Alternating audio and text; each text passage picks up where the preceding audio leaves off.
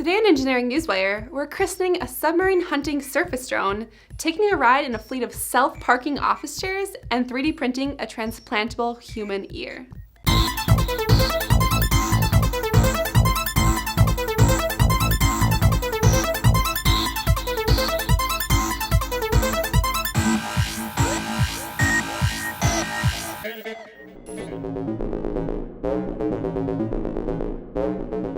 Robot warships may become a reality sooner than we think.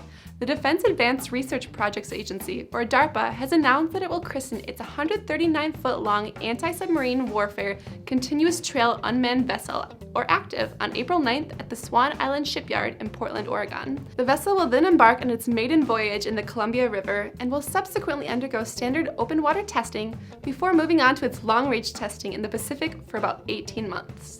Also known as Sea Hunter, the sub-hunting surface drone is designed to track potentially hostile diesel-electric submarines for months at a time without a crew on board. Plus, the 140-ton autonomous vessel boasts the potential to continuously operate for roughly 60 to 90 days, tracking even the quietest submarines over long distances. Best of all, ACTIVE will cost dramatically less to operate than a conventional naval destroyer, running on an estimated $15,000 to $20,000 per day. DARPA reports that it can operate safely and in accordance with maritime laws, so if the program goes according to schedule, the ship may enter service sometime in 2017. Innovative technology is designed to make our lives easier, which often means it's making us lazier. The folks at Nissan are proving this point with their newly unveiled self-parking office chairs, because apparently it's too hard to push chairs in manually. As shown in a video from Nissan, employees just clap their hands as they leave a conference room, and all of the chairs will park themselves in front of the table.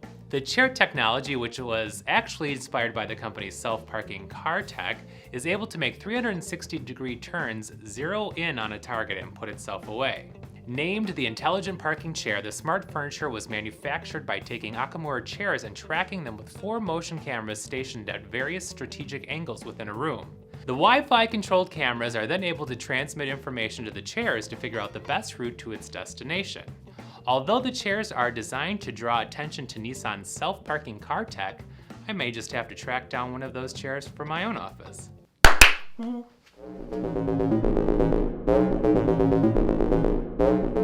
After almost 10 years in development, a research team led by Anthony Atala from Wake Forest Institute for Regenerative Medicine has unveiled an integrated tissue organ printer. The 3D bioprinter is capable of generating replacement tissue that's strong enough to withstand transplantation. In fact, to show its innovative printing capabilities, the scientists have already printed a jawbone, muscle, and cartilage structures, as well as a human ear. The printing system is in advance on previous attempts at the technology, which either involved making a plastic scaffold and then trying to grow cells in and on it, or that printed out organ shapes that ended up being too weak or dying. The new approach mixes live cells with a gel that starts off as a liquid but rapidly hardens to the consistency of living tissue, and layers them in with tiny tunnels that act as passages for nutrients to feed the cells until blood vessels can grow and naturally perform the task. To test the structural integrity of the 3D printed bioparts, the researchers have already performed a number of experiments on live animals. Although it is still years away from being used in actual patients, the system could someday generate human-scale, structurally stable tissues in almost any shape for transplantation. Do you have story ideas? Comment below and we'll cover them in an upcoming episode. For the PD&D channel, I'm Kaylee Duffy, and this has been your Engineering Newswire.